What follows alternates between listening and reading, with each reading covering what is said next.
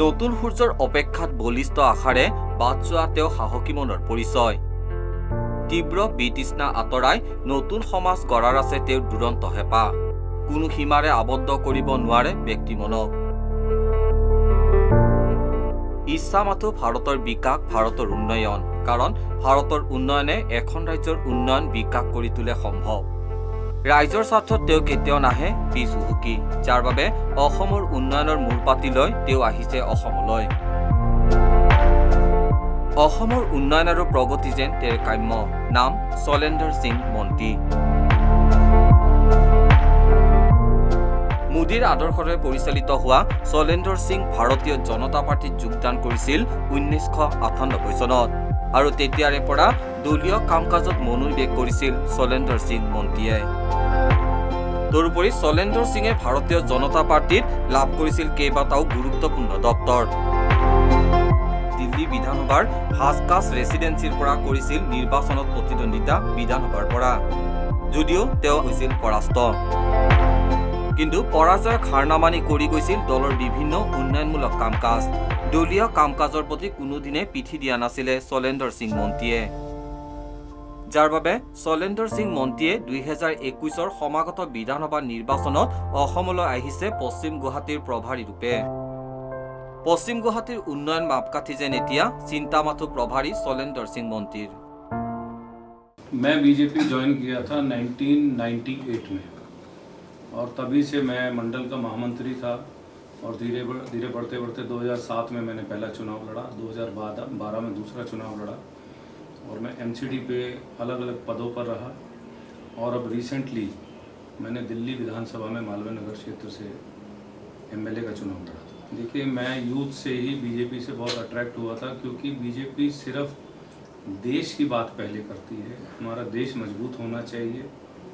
पुराने 60-70 साल से देश में कुछ कमियां थी, करप्शन बहुत ज़्यादा था और एक अलग ट्रेंड था जो मैंने बीजेपी में आके देखा कि उससे पहले नेता लोग आते थे इलेक्शन में, काम का कोई विषय नहीं है, इलेक्शन आया, लोगों के पास गए और उसके बाद 5 साल दिखाई नहीं देते थे। पहली बार ये बीजेपी ने ट्रेंड किया कि हमने जब देखा दिल्ली में हमारे मुख्यमंत्री मदन लाल खुराना जी थे, साहिब सिंह वर्मा जी थे, वो लोगों के पास जाते थे और काम कराते थे और उनका एक ही उद्देश्य था, किस प्रकार से हम समाज को ऊपर उठाएं, देश को मजबूत करें और ज़्यादा से ज़्यादा जनता का काम करें। जैसा हमारी पार्टी ने नारा दिया है 100+ और आप देख भी रहे हैं इस बार, क्योंकि हम लोकल यहाँ के नहीं हैं, हम बाहर से आए हैं, तो हम अलग अलग जगह जाते हैं, कहीं रेस्टोरेंट में, ढाबे पे जाते हैं, कहीं चाय पीने रुकते हैं, कहीं हम 3 व्हीलर में बैठते हैं, कई बार हम बस से ट्रैवल करते हैं। तो हम जहाँ भी बात करते हैं, मुझे हर जगह ये सुनने को मिलता है कि जब से भारतीय जनता पार्टी की असम में सरकार बनी है, तब से इंफ्रास्ट्रक्चर डेवलप हुआ है, जो केंद्र सरकार की योजनाएं हैं वो पूरा पैसा लोगों के खातों में पहुंच रहा है। और पहली बार मैंने देखा है, क्योंकि अमूमन हम देखते हैं कि भाई राज्य सरकारें एक टर्म एक पार्टी को देती हैं और दूसरी टर्म में उससे नाराज होती हैं, एंटी इनकम्बेंसी बहुत होता है। लेकिन असम में लोग भारतीय जनता पार्टी से बहुत खुश हैं और जहां भी जाइए सिटिंग सरकार से कोई भी व्यक्ति नाखुश नहीं है।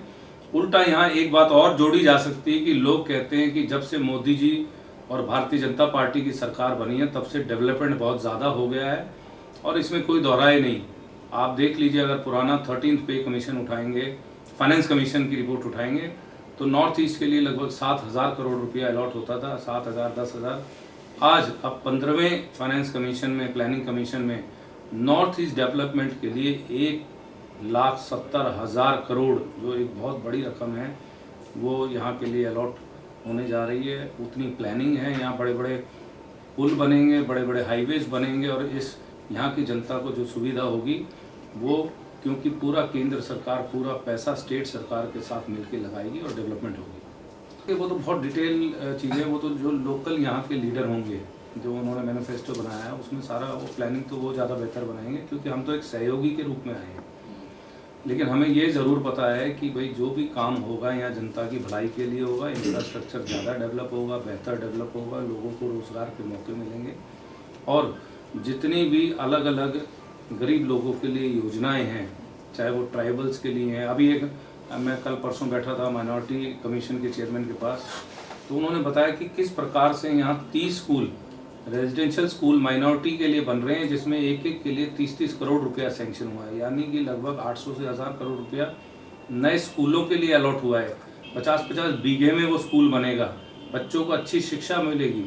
तो आप अगर मोदी जी की योजनाओं पे जाओ तो शायद ही इतिहास में किसी सरकार ने इतना काम गरीबों के उठाने के लिए किया होगा, सरकारों को मजबूत किया होगा, ताकि अंत में जनता को फ़ायदा मिले। अब जो पश्चिम गुवाहाटी से प्रत्याशी हैं वो पहले भी यहाँ एमएलए रह चुके हैं और एक बड़े सुलझे हुए कोलिते साहब बहुत ही सुलझे हुए आदमी हैं, और इसमें कोई दोहराई नहीं कि कई बार काम बड़ा होता है, क्षेत्र बड़ा होता है तो कोई ना कोई काम छूट जाता है। लेकिन जो मैंने उनकी कार्यशैली देखी है, निसंदेह जो भी काम छूट गया होगा वो आने वाले समय में उसको ज़रूर पूरा कराएंगे, क्योंकि वो आज जहाँ भी जाओ जनता में उनका एक नाम है कि वो बहुत सरल व्यक्ति हैं और जनता के काम कराते हैं।